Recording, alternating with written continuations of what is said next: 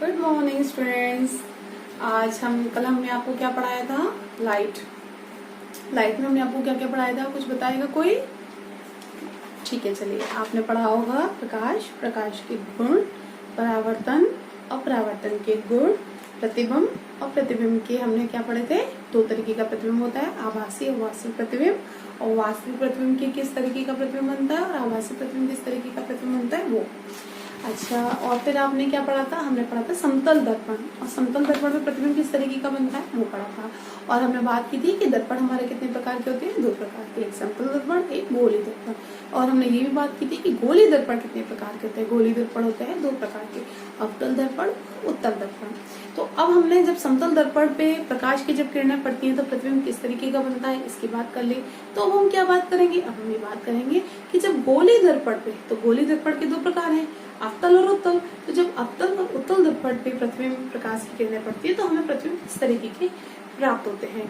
और ये क्वेश्चन हमका हमेशा बोर्ड में आता है कि अवतल दर्पण पे प्रतिबिंब किस प्रकार के होते हैं और उत्तल दर्पण पे प्रतिबिंब किस प्रकार के होते हैं। तो आज मैं आपको बताऊंगी कि अवतल दर्पण पे प्रतिबिंब हम किस प्रकार के प्राप्त होते हैं जब कोई भी प्रकाश की किरण पड़ती है। तो सबसे पहले हम बात करते हैं अवतल दर्पण और उत्तल दर्पण की, कि अवतल दर्पण और उत्तल दर्पण है क्या। या पहले हम बात करते हैं गोली दर्पण की। गोली दर्पण क्या है? परावर्तक पृष्ठ वक्र, मतलब गोल, समझे आप? गोली दर्पण जो गोल होगा और उसमें कहीं भी इधर या उधर, अंदर या बाहर की तरफ पॉलिश होगी। अगर अंदर की तरफ पॉलिश होगी तो वो किस तरीके का दर्पण बनेगा, और बाहर की तरफ पॉलिश होगी तो वो किस तरीके का दर्पण पड़ेगा। तो हम इसकी बात करते हैं। पहले हम बात करते हैं अवतल दर्पण की। अवतल दर्पण क्या होता है ये देखिए, दो तरीके के दर्पण है, अवतल दर्पण और उत्तल दर्पण। ठीक है, तो हम बात करते हैं अवतल दर्पण की। अवतल दर्पण क्या होता है? गोलीय दर्पण, ऐसा गोलीय दर्पण जिसका परावर्तक पृष्ठ अंदर, अर्थात गोले के अंदर केंद्र की ओर क्या हो? पॉलिश किया हो। ये देखिए, हम बात करते हैं अवतल दर्पण की। अवतल दर्पण का मतलब क्या है? देखिए, जैसे कि मैंने अपने नोट्स में लिखा है, अवतल दर्पण गोलीय दर्पण जिसका परावर्तक पृष्ठ अंदर अर्थात गोले के केंद्र की ओर वक्रित है, मुड़ा हुआ है, और अवतल दर्पण कहलाता है। मतलब कैसा दर्पण? देखिए, मेरे पास एक एग्जांपल है, ये चम्मच, ये देखिए, ये चम्मच अगर हम इसे ऐसे करेंगे, ज़ूम मानेंगे तो ये क्या हो जाएगी? गोल हो जाएगी। ठीक है, तो अब ये दर्पण अंदर से कैसा है? अंदर की ओर है, केंद्र है। ये अगर ये सर्कल बना, ये देखिए यहाँ से अगर ये ऐसे करके ये सर्कल बना तो इसका ये मुड़ा हुआ भाग, ये परावर्तक पृष्ठ कहाँ है? केंद्र की ओर है। तो ये किस तरीके का दर्पण है? अवतल दर्पण है। और यही स्पून बाहर से किस तरीके की है? उत्तल दर्पण की है। उत्तल दर्पण यानी कि इसका वो कहाँ है? बाहर है। देखिए, अब फिर से पढ़िए इनको। अवतल दर्पण पढ़िए, देखिए अवतल दर्पण क्या लिखा है? गोलीय दर्पण जिसका परावर्तक पृष्ठ अंदर अर्थात गोले के केंद्र की ओर वक्रित है, अवतल दर्पण कहलाता है। चम्मच में आपने देखा था, गोले के अंदर की ओर जा रहा था, जहां हम कुछ सामान रखते हैं स्पून में, वो अंदर की ओर होता है। उत्तल दर्पण देखिए, गोलीय दर्पण जिसका परावर्तक पृष्ठ बाहर की ओर वक्रित होता है, उत्तल दर्पण कहलाता है। जैसे गाड़ी का शीशा, और यहाँ पे भी आप लिख सकते हैं जैसे कि आपकी स्पून का अंदर का भाग। ये तो एक घरेलू एग्जांपल है। ठीक है, तो अब हम बात करते हैं गोली दर्पण की शब्दावली। मतलब अगर हमें दर्पण को पढ़ना है, हमने समतल दर्पण पढ़ लिया था, तो अब हमें अगर गोली दर्पण को पढ़ना है तो पहले हमें ये भी देखना पड़ेगा कि गोली दर्पण पे किस तरीके के वर्ड्स हमारे यूज होते हैं। तो हम इसके पहले इस शब्दावली की बात करते। देखिए, ये मान लीजिए कि ये देखिए, ये हमारा ये दर्पण है। ये किस तरीके का दर्पण है? अवतल दर्पण बन रहा है। देखिए, उधर से यहाँ पॉलिश हो रही है और इसका जो सेंटर है वो यहाँ होगा, और इसका वक्रा कहाँ जा रहा है? इसका झुकाव कहाँ आ रहा है? केंद्र के अंदर की ओर, बाहर नहीं जा रहा है, इसलिए उत्तल नहीं है, अवतल है। अब इसे हमने गोली बनाने के लिए डॉट डॉट डॉट डॉट से दिखाया है आपको। ठीक है, तो पहले हम बात करेंगे इस लाइन की। ये लाइन क्या है? ये मुख्य अक्ष है। क्या लाइन है? इसका मुख्य अक्ष। मुख्य अक्ष क्या होता है? मुख्य अक्ष होता है ध्रुव तथा वक्ता केंद्र। ये क्या है? वक्ता केंद्र से गुजरने वाली एक सीधी रेखा को हम क्या कहते हैं? मुख्य अक्ष कहते हैं। मुख्य अक्ष या प्रिंसिपल एक्सिस कहते हैं। यह ध्रुव पर अभिलंब होती है। जो भी हमारे यहाँ पे ध्रुव होता है, ध्रुव पे क्या है? अभिलंब है, 90 डिग्री का कोण बनाती है। ध्रुव क्या है? सबसे पहले हम बात करेंगे ध्रुव क्या है। जब ये लाइन आती है तो ये हमारे मिरर को काटती है। तो ये जो P बिंदु हमें मिला है, यहाँ देखिए ध्यान से कि मैंने यहाँ लिखा है P। ये बिंदु है पोल, यानी कि ध्रुव। देखिए P को हम पोल से डिनोट करते हैं, P को पोल से। और ये C क्या है? वक्ता केंद्र है। तो जो रेखा सीधी वक्ता केंद्र और पोल से गुजर कर जाती है, वो रेखा क्या होती है? मुख्य अक्ष होती है, प्रिंसिपल एक्सिस होती है। यहाँ और जो मुख्य अक्ष होता है वो गोली दर्पण पे पोल पे क्या बना रहा है? 90 डिग्री का एंगल बना रहा है। ठीक है। अब इसके बाद में देखिए आप, वक्ता केंद्र क्या है हमारा? सी क्या है? परावर्तक पृष्ठ। जो परावर्तक पृष्ठ मतलब ये वाला जो पृष्ठ है जिसपे MN है, ये जो मैंने लाइन से बनाया हुआ है और जो पीछे जिसकी पॉलिश हो रही है वो परावर्तक पृष्ठ है। क्यों है परावर्तक? क्योंकि वो रेस आ रही है, उनको परावर्तित करके भेज रहा है। परावर्तक पृष्ठ एक गोले का भाग होता है। क्या है? एक गोले का छोटा सा भाग है। इस गोले का जो केंद्र है वो वक्ता केंद्र कहलाता है। इसे C से निरूपित करते हैं। तभी मैंने आपके लिए डॉट डॉट डॉट बनाया कि आप ये समझ लें कि हाँ, ये सर्कल का एक भाग है और ये इसका सेंटर है। सेंटर पॉइंट सबको पता होगा, सब लोगों ने पढ़ा हुआ है। सेंटर पॉइंट किसे कहते हैं? सेंटर पॉइंट कहाँ? जब हम कंपास से लेकर कोई भी सर्कल बनाते हैं तो वो सेंटर पॉइंट है आपका। ठीक है, तो इसे हम C से निरूपित करते हैं। अब आती है द्वारक। द्वारक हमारा MN है। ये देखिए MN द्वारक है। द्वारक क्या है? वक्र पृष्ठ है। क्या है? परावर्तक पृष्ठ की वृत्ताकार सीमा रेखा। इतना छोटा होगा तो इतना छोटा MN होगा, इतना बड़ा MN होगा तो इतना बड़ा होगा। जितने पे भी हमारा ये परावर्तक पृष्ठ है वो गोली दर्पण की जो भी दर्पण है उसकी जो भी मतलब परावर्तक पृष्ठ है वही हमारा MN होगा, यानी कि द्वारक होगा। कहीं से भी किरणें आ सकती हैं। वृत्ताकार सीमा रेखा का व्यास द्वारक कहलाता है। इसे MN से दर्शाया गया है। देखो इसे MN से दर्शाया है मैंने। इसके बाद आते हैं मुख्य फोकस। फोकस देखिए, फोकस कैपिटल F से मैंने यहाँ लिखा है। फोकस क्या है? यहाँ पे मुख्य फोकस हमारा F बिंदु है। ठीक है। मुख्य अक्ष पर वह बिंदु जहाँ मुख्य अक्ष के समांतर किरणें आकर मिलती प्रतीत होती हैं या परावर्तित किरणें मुख्य अक्ष पर एक बिंदु से आती प्रतीत होती हैं, वो हमारा F कहलाता है। अभी हम आगे डायग्राम्स बनाएंगे तब हमें पता चलेगा कि मुख्य अक्ष से किरणें किस तरीके से परावर्तित होकर जाती हैं या मिलती हुई प्रतीत होती हैं, तो वो हमारा F बिंदु होता है।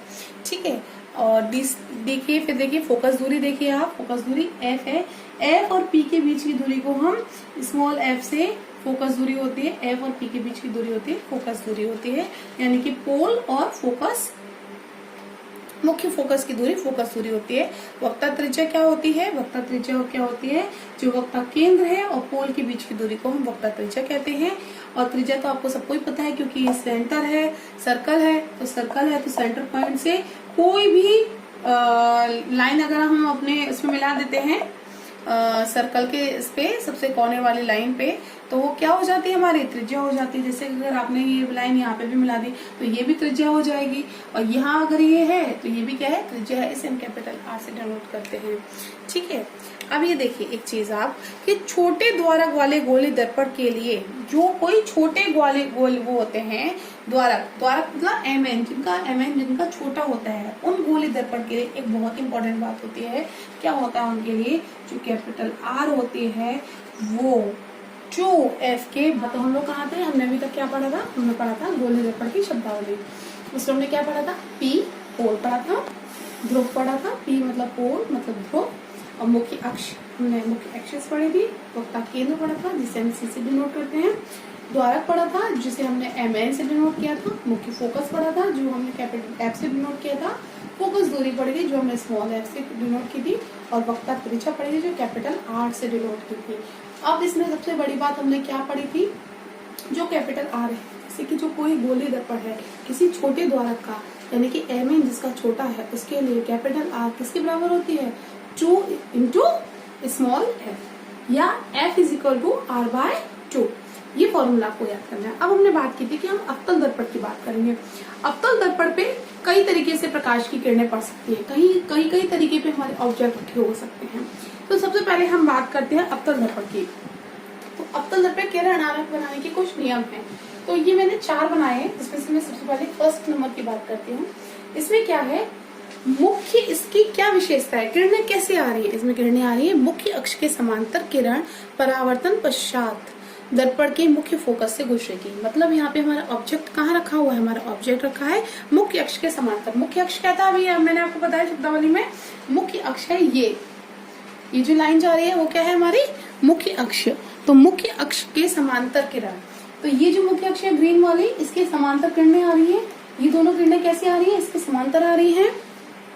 तो मुख्य अक्ष के समांतर जो किरण है वो परावर्तन के पश्चात कहाँ जाती है, पश्चात दर्पण के मुख्य फोकस से F, देखिए कैपिटल F से ही गुजर कर जा रही है। क्या है ये, देखिए कैसे, ये 2 किरणें आई, ये वाली जो किरण आई वो परावर्तित हुई, ये Mn से इस द्वारक से टकराई जिसका नाम क्या है Mn, और परावर्तित होके कहाँ चली गई, फोकस से, कैपिटल F फोकस से। ये किरण आई, ये भी परावर्तित होके कहाँ चली गई, कैपिटल F से फोकस से परावर्तित होकर चली गई। अब आप बताइए कि इसका आपको प्रतिबिंब कहाँ मिला। ऐसे कि जब भी हमारी कोई भी किरण समांतर किरणें मुख्य अक्ष के समांतर आएंगी तो वो कहाँ से निकल के जाएंगी, फोकस से निकल के जाएंगी। याद कर लीजिए, किरणें जब भी प्रकाश की किरणें मुख्य अक्ष के समांतर आएंगी तो फोकस से, कैपिटल F से गुजर कर जाएंगी। मैं 3 बार रिपीट कर चुकी हूँ। अब हम आते हैं अपने दूसरे ऑब्जेक्ट पे। दूसरा हमारा क्या है, अवतल दर्पण के मुख्य फोकस से गुजरने वाली, मुख्य फोकस से गुजरने वाली ये क्या थी, मुख्य अक्ष के समांतर आ रही थी तो फोकस से गुजर के जा रही थी। ये किरणें कैसी हैं, ये किरणें यहाँ से आ रही हैं और मुख्य फोकस से गुजर रही हैं। और देखिए Mn हमारे परावर्तक पृष्ठ से पर टकराकर कहाँ जा रही हैं, मुख्य अक्ष के समांतर जा रही हैं। उल्टा हो गया जस्ट, ये किरणें समांतर थी मुख्य अक्ष के, फोकस से होकर जा रही थी। ये किरणें कैसी हैं, फोकस पे होकर जा रही हैं और परावर्तित होकर मुख्य अक्ष के समांतर जा रही हैं। 2। तीसरा देखिए, तीसरा क्या है, अवतल दर्पण के वक्ता केंद्र से गुजरने वाली किरण परावर्तन के पश्चात उसी दिशा में वापस लौट जाएगी। अवतल दर्पण में ये देखिए, कोई भी किरण अतः वक्ता केंद्र से गुजर के जा रही है तो उसी से परावर्तित हो जाएगी। देखिए यहाँ निकल के गई, यहीं से निकल गई, यहाँ निकल के आई, यहीं से परावर्तित हो गई। जहाँ पे आई है वहीं से निकल जाएगी, लेकिन कब, जब वो वक्ता केंद्र से गुजर के जा रही है। अब लास्ट में आइए, तो अभी आप ये लास्ट में देखेंगे कि जब भी हमारी कोई किरण आ रही है और पोल से टकरा रही है, किस पे, मुख्य अक्ष के त्रिक इस पे टकरा रही है, पोल पे, तो वो कहाँ से निकल के जाएगी, ये क्या बना देगी, I बराबर R बनाएगी। क्या होगा, I किसके बराबर होगा, R के, यानी कि आपतन किरण और आपतन कोण और परावर्तन कोण क्या होंगे, बराबर होंगे। ये देखिए, जैसे मैंने आपके नोट्स बनाए अपने, तो अपने नोट्सों में मैंने आपको एक चीज दिखाई है, देखिए आप, ये देखिए, अवतल दर्पण के किरण आरेख बनाने के कुछ नियम होते हैं। पहला नियम, मुख्य अक्ष के समांतर किरण परावर्तन पश्चात दर्पण के मुख्य फोकस से गुजरेगी। देखिए मुख्य फोकस से गुजर रही है। अवतल दर्पण के मुख्य फोकस से गुजरने वाली किरण परावर्तन के पश्चात मुख्य अक्ष के समांतर निकलेगी। देखिए समांतर जा रही हैं, जैसा कि इस चित्र में दिखाया है आपको, समांतर जा रही हैं। अवतल दर्पण के वक्ता केंद्र से गुजरने वाली किरण परावर्तन के पश्चात उसी दिशा में वापस हो जाएगी। देखिए उसी दिशा में वापस हो जाएगी। और लास्ट है आपका कि I जब वो मुख्य अक्ष P यानी कि पोल से टकराती है तो आपतित कोण और परावर्तित कोण देखिए बराबर होते हैं, समान कोण बनाती है। ठीक है, अब हम बात करते हैं इनके प्रतिबिंबों की, कि अवतल दर्पण द्वारा प्रतिबिंब जब इन्हीं विभिन्न स्थितियों में बनते हैं तो कैसे बनते हैं। पहले हम ये 4 लाइन पॉइंट्स हमने याद कर लिए, अब हम उनकी बात करेंगे कि इनकी प्रतिबिंब कैसे बनते हैं। ठीक है, हाँ, तो अभी हम लोग कहाँ थे, हम लोगों ने ये बात की थी कि अवतल दर्पण में हमने बात करी थी कि अवतल दर्पण में किस तरीके की प्रकाश की किरणें पड़ती है, तो किस तरीके के नियम होते हैं। ठीक है, तो अब हम आगे बात करेंगे कि अवतल दर्पण पे अब हमारे प्रतिबिंब बनता है, उन्हीं नियम के अकॉर्डिंग बनता है, जैसे अभी हमने बात की थी। पहला देखिए, पहला हमने क्या पढ़ा था, प्रकाश की किरणें कहाँ होती हैं, जब प्रकाश की किरणें या कोई भी किरण समांतर आती है किसके, मुख्य अक्ष के, तो प्रतिबिंब कहाँ बनता है, फोकस दूरी से गुजर के जाती है। परावर्तित किरणें कहाँ जाती है, फोकस दूरी से। देखिए ये किरण आई, कहाँ से आई है, समांतर, यानी कि बहुत दूर से, मतलब आप एक तरीके से मान सकते हो सन से आई है, तो सन से सारी किरणें कहती है समान आती है। तो ये किरणें सारी समांतर आई हैं, तो हमने क्या नियम पढ़ा था, वो कहाँ से परावर्तित होकर जाएंगी, फोकस दूरी से। देखिए फोकस दूरी से चलेगी, ये किरण भी आई, समांतर आई, कहाँ चलेगी, फोकस दूरी से चली गई। तो यहाँ का इसका प्रतिबिंब कहाँ बना, ये बना है। अब कितना छोटा बना है, बिंदु के आकार का, बस इतना छोटा सा बिंदु के आकार का। तो हमने पहले नियम से एक प्रतिबिंब बना लिया है। किस तरीके से, देखिए समांतर किरणें आ रही हैं, और किसके समांतर आ रही हैं किरणें, मुख्य अक्ष के समांतर आ रही हैं, और फोकस दूरी से परावर्तित होके जाती हैं। दोनों ही किरणें परावर्तित होके जाएंगी। जहां दो किरणें काटती हैं एक दूसरे को, वहीं पे हमें प्रतिबिंब मिलता है। तो यहाँ पे हमें प्रतिबिंब कहाँ मिला है, बिंदु के आकार का प्रतिबिंब मिला है, पहला। दूसरा हम पढ़ेंगे कि जब हमारी जो किरणें होती हैं वो कहाँ से होके जाती हैं, फोकस से, एफ से। हमने क्या पढ़ा था दूसरा, अब पढ़ा कि जब हमारी किरणें अनंत पर थी, यानी कि बहुत दूर से आ रही थी, हमें नहीं पता कहाँ से आ रही थी, तो हमें कहाँ मिला था, ये यहाँ बिंदु आकार का प्रतिबिंब मिला था। अब हम बात करते हैं कि कहीं पर, मतलब अनंत पे नहीं लेकिन कहीं दूर, और सी से, जो सी क्या है, वक्ता केंद्र है, उससे दूर कहीं हमारी कोई भी ऑब्जेक्ट है, तो वहां से हमें प्रतिबिंब किस तरीके का मिलेगा। तो देखिए हमें प्रतिबिंब किस तरीके का मिलता है। अगर हमने ये मान लिया कि हमारा ए बी कोई वस्तु है और उससे हमारी दो किरणें होकर परावर्तित होकर जाएंगी, एक ये जा रही है हमारी आपतित किरण, एक हमारी ये 90 डिग्री का कोण बनाती हुई ये जा रही है। ये 90 डिग्री का कोण बनाती हुई कहाँ जाएगी, क्योंकि ये समांतर है मुख्य अक्ष के, तो ये कहाँ से जाएगी, फोकस दूरी से। यही हमने रूल पढ़ा था। ये जो हमारी आपतित किरण है वो एफ से होके जा रही है, कहाँ से होके जा रही है, एफ से। ये देखिए ये परावर्तित होके यहाँ से निकल जा रही है, ये देख रहे हैं आप, ये परावर्तित होके जा रही है। तो जहां पर ये दो किरणें, ये किरण और ये किरण परावर्तित होके एक दूसरे को काट रही है, ये क्या है, हमारा प्रतिबिंब है। ये हमें कहाँ मिल रहा है, अपना प्रतिबिंब मिल रहा है। और ये प्रतिबिंब हमारा कैसा है, हमारा अभी यहाँ पे वस्तु कितनी है, ए बी, इतनी बड़ी है, प्रतिबिंब हमें कैसे मिल रहा है, इतना मिल रहा है, छोटा मिल रहा है। और कैसा मिल रहा है, वस्तु हमारी ऐसे खड़ी है, प्रतिबिंब हमें कैसे मिल रहा है, इस तरीके, इस डायरेक्शन में मिल रहा है, यानी कि उल्टा मिल रहा है। तो हम क्या कहेंगे, जब वस्तु, कोई भी वस्तु सी से दूर और अनंत के बीच में है, सी से परे यानी कि सी से दूर और अनंत के बीच में है, तो हमें प्रतिबिंब छोटा और वास्तविक मिलता है, लेकिन उल्टा मिलता है। अब हम तीसरे इस पर आते हैं। जब हमारी वस्तु सी से दूर थी तब हमने देख लिया हमें कैसे मिला, छोटा मिला, वास्तविक मिला और उल्टा मिला। अब जब हमारी वस्तु सी पर ही है तो हमें प्रतिबिंब किस तरीके का मिलेगा। तो हम देखिए, जब हमारी वस्तु है कोई, ये ए बी वस्तु है, तो ये वस्तु मुख्य अक्ष के समांतर जा रही है परावर्तित होके, तो ये फोकस दूरी से होकर जा रही है वाली किरण, और ये आपतित किरण हमारे फोकस दूरी से यहाँ परावर्तित होकर जा रही है। तो ये देखिए, ये जो है हमारा ए डैश और ये बी डैश, ये यहाँ हमारी दोनों परावर्तित किरणें मिल रही हैं, तो ये क्या है, हमारा प्रतिबिंब है। ये ए डैश बी डैश हमारा क्या है, प्रतिबिंब है। जब वस्तु सी पर ही है तो प्रतिबिंब किस तरीके का मिल रहा है, देखिए जो हमारी ए बी है वही इसी तरीके की लंबाई का मिल रहा है, यानी कि बराबर मिल रहा है, वास्तविक मिल रहा है, क्योंकि दर्पण के इधर है इसलिए वास्तविक है, और क्या है, उल्टा है। कैसा है, उल्टा है।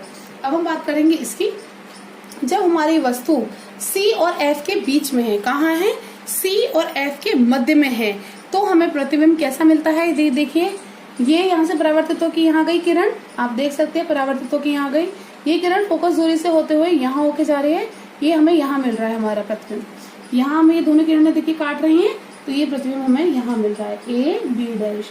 तो ये प्रतिबिंब ए बी हमारा क्या है, छोटा है, और ए डैश बी डैश कैसे, बड़ा है। तो प्रतिबिंब जब वस्तु सी और एफ के बीच में, तो प्रतिबिंब कैसे मिल रहा है, बड़ा, उल्टा और वास्तविक, बड़ा, उल्टा और वास्तविक। जब वस्तु हमारी एफ पर है, वस्तु क्या होती है हमारी, एफ पर ही होती है। देखिए मेरे नोट्स में मैंने बनाया हुआ है, देखिए जब वस्तु हमारी एफ पर है, ये हमारी वस्तु रखी है, ये हमारी वस्तु क्या है, एफ पर है, तो ये किरण ये होके जा रही है, देखिए एक किरण ये जा रही है परावर्तित होके, ये देखिए 90 डिग्री पे जा रहे हैं, एक किरण ये जा रही है परावर्तित होके, तो हमें प्रतिबिंब कहाँ मिल रहा है, इनफाइनाइट में मिल रहा है। कहाँ मिल रहा है, अनंत पे मिल रहा है। ठीक है, अब दूसरा देखिए, जब हमारे पास वस्तु F और P के बीच में है, कहाँ पर है F, और F क्या है, F हमारा है फोकस बिंदु, वो फोकस मुख्य फोकस, और P क्या है हमारा पोल है। तो मुख्य फोकस और P के बीच में है जब हमारी वस्तु है, तो देखिए हमें प्रतिबिंब कहाँ मिल रहा है, पर्दे के इधर, दर्पण के इधर मिल रहा है। तो हमारा प्रतिबिंब कैसा है, आभासी है। कैसा है, आभासी है, सीधा है और बड़ा है।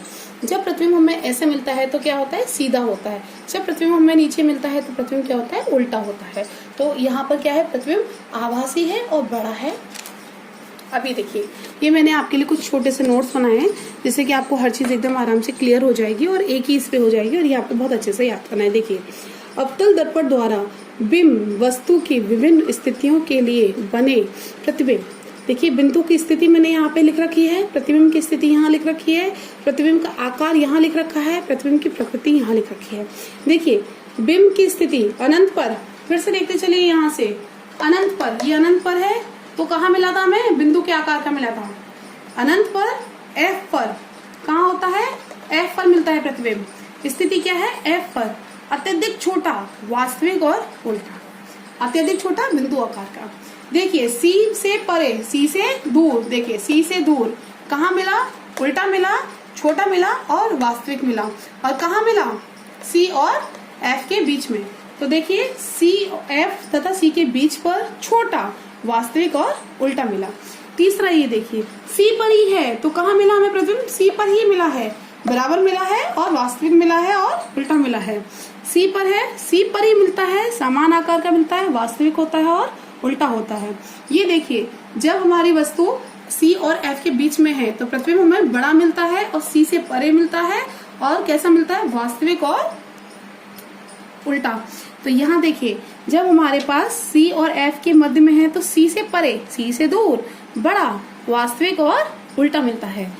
अब ये देखिए, F पर है वस्तु हमारी, F पर है तो अनंत पर मिलता है, अत्यधिक बड़ा। अनंत पर है तो हम नहीं बता सकते कि कितना बड़ा है, तो अत्यधिक बड़ा, वास्तविक और उल्टा। देखिए, F पर है वस्तु तो अनंत पर है तो अत्यधिक बड़ा मिल रहा है, क्योंकि अनंत पे मिल रहा है, अत्यधिक बड़ा मिल रहा है, और उल्टा और वास्तविक मिल रहा है। P तथा F के बीच में, दर्पण के पीछे, P तथा F में कहा मिल रहा है, दर्पण के पीछे, बड़ा। अब दर्पण के पीछे मिल रहा है तो आभासी होगा, वास्तविक नहीं होगा, आभासी होगा, और सीधा मिल रहा है। और कैसा मिल रहा है, सीधा। देखिए, बड़ा, आभासी और सीधा मिल रहा है। आज के लिए मैं आपको इतना ही पढ़ाऊंगी, बस थोड़ा सा और मैं आपको पढ़ाती हूँ। ये देखिए, अवतल दर्पण के उपयोग, टॉर्च, सर्चलाइट, हेडलाइट से प्रकाश की शक्तिशाली समांतर किरण पुंज प्राप्त करने के लिए दंत विशेषज्ञ मरीज के दांतों का बड़ा प्रतिबिंब देखने के लिए इस्तेमाल कर सकते हैं। शेविंग दर्पण, सौर भट्टी और सूर्य के प्रकाश को संकेंद्रित करने के लिए। ये आपको आज के लिए मैं इतना ही करा रही हूँ, लेकिन मैं आपको एक घर में करने के लिए एक एक्सरसाइज देती हूँ। वो ये है कि आप सब लोग आज अपने घर में, मैंने आपको पहले भी बताया था, ये क्या है, एक स्पून है जिसमें यहाँ क्या होता है, अवतल दर्पण होता है, यहाँ क्या होता है, उत्तल दर्पण होता है। अब आप सब लोग यहाँ देखेंगे, आपको यहाँ सबको प्रतिबिंब कैसा मिल रहा था, उल्टा मिल रहा था। सब प्रतिबिंब आभास वास्तविक थे, लेकिन कैसे थे, उल्टे थे। अब इसमें ये देखिए, ये पेन मैंने लिया है, ये देखिए, ये पेन दिखाई दे रहा है, ये कैसा आ रहा है पेन। इसमें कोई भी अपने घर में बच्चा अपने घर में स्पून लेगा, उसमें ही देखेगा कैसा पेन मिल रहा है आपको, उल्टा मिल रहा है। देखिए, मैं आपको दिखाती हूँ, इसमें मुझे हर चीज उल्टी दिखाई दे रही है। मुझे तो दिखाई दे रही है, आप लोगों को नहीं दिखाई दे रहा होगा। आप लोग अपने घर में करके देखिएगा। इस चम्मच में मुझे मैं उल्टी दिखाई दे रही हूँ, मेरा सिर नीचे है और ये सब चीजें ऊपर जा रही हैं। तो आप लोग अपने घर में ये एग्जाम्पल करेंगे कि आपको पता चलेगा कि जब कोई अवतल दर्पण होता है तो उसमें हमें क्या चीज है, लेकिन ये प्रतिबिंब कैसा है हमारा, वास्तविक है। उल्टा है लेकिन वास्तविक है। अवास्तविक कब होता है, आभासी कब होता है, जब वो पर्दे के पीछे बनता है। वो कि कब बना था हमारा, जब हमारी वस्तु कहाँ थी, F और P के बीच में थी। ठीक है बच्चों, आज के लिए इतना ही काफी है। और मैं आपको आज सारे नोट्स भेजूंगी अभी अपने व्हाट्सएप ग्रुप से। और मैं आप सबसे आशा करती हूँ कि आप लोग उस पर किसी भी तरीके के अवांछनीय मैसेज नहीं करेंगे। जो मेरा टाइम है उसी टाइम पे आप लोग मुझे रिप्लाई करेंगे, मुझसे पूछेंगे, और सारे नोट्स आपको लिखने हैं और याद करने हैं।